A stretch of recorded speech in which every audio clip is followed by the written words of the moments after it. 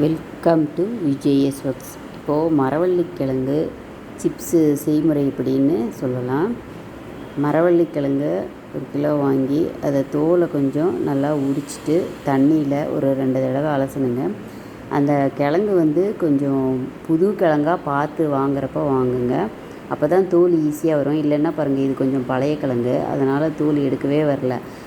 கத்தியில் எடுத்து நல்லா கீசி அப்புறம்தான் தோல் எடுக்க முடிஞ்சது. கிழங்கு புதுசாக இருந்தால் சிப்ஸும் நல்லாயிருக்கும், முறுமுறுன்னு சீவரத்துக்கும் ஈஸியாக இருக்கும்.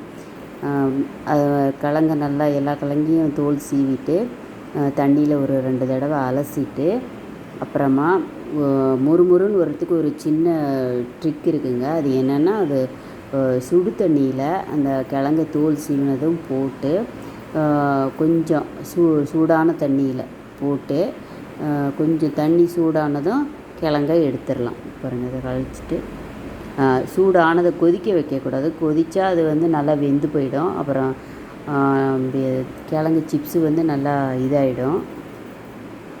எடுத்துகிட்டு பாருங்கள், இந்த சீவியில் தாங்க நான் சீவுறது. நல்லா லேசாக வரும். எண்ணெயை காய வச்சு கிழங்கு நல்லா எல்லா கிழங்கையும் சீவிட்டு கூட போடலாம் நீங்கள். ஆனால் போடுறப்போ நீங்கள் தனித்தனியாக போடணும். அப்போ தான் ஒன்றோட ஒன்று ஒட்டாமல் நல்லா வரும். இல்லை அப்படியே ஒட்டுக்கா போட்டேன்னா அப்படியே கிழங்கு உள்ளே இருக்கிற சிப்ஸ் எல்லாம் வேகாமல் வரும். இதுதான் இதில் இருக்கிற ஒரு டிப்ஸு. தனித்தனியாக போடணுங்க, அவ்வளோதான். எண்ணெய் கொள்கிற அளவு போட்டு ஒரு நிமிஷம் கழித்து அப்புறமா திருப்பி விடுங்க. அப்போ ஒட்டாமல் வந்துடும்.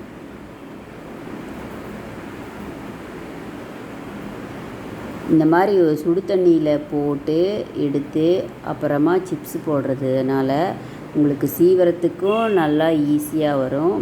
சாப்பிட்றதுக்கும் மொறுமொறுன்னு ஒரு வாரத்துக்கு கூட சாஃப்டாகவே இருக்கும். இந்த சிப்ஸு போடுறது ஒரு என்ன பெரிய விஷயமா அப்படின்னு சொல்லுவாங்க.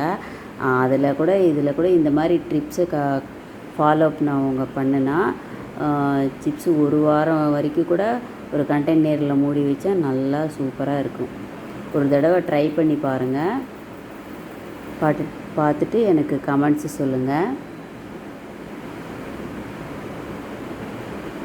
இது வரைக்கும் இந்த சேனலை சப்ஸ்கிரைப் பண்ணலைன்னா விஜேஎஸ் ஒர்க்ஸ் சேனலை சப்ஸ்கிரைப் பண்ணுங்கள், லைக் பண்ணுங்கள், ஷேர் பண்ணுங்கள்.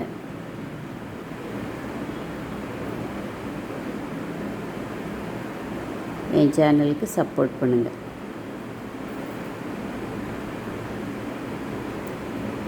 வெந்துருச்சு, வெடிகட்டி எடுத்துட்டேங்க.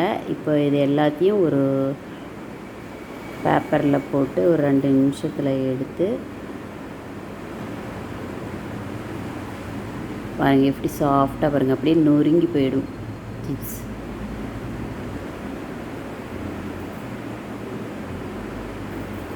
கண்டிப்பாக குழந்தைங்களுக்கு எல்லாம் பிடிக்குங்க. ஒரு தடவை செஞ்சு பாருங்கள். தேவையான அளவு உப்பு,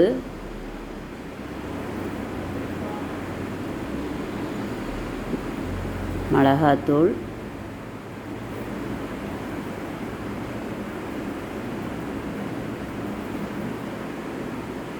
எல்லாம் போட்டு ஒரு பாத்திரத்தில் போட்டு நல்லா குலுக்குனாவே எல்லாம் ஈவனாக ஆகிடும்.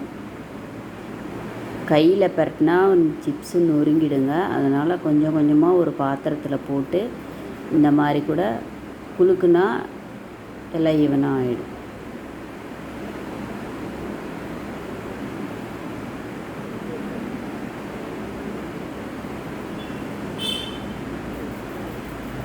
நல்லா சாஃப்டாக இருக்குங்க.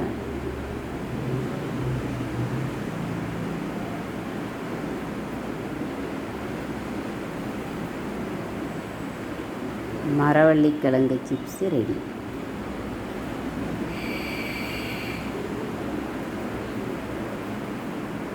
வீட்டில் குழந்தைங்களுக்கு செஞ்சு கொடுங்க.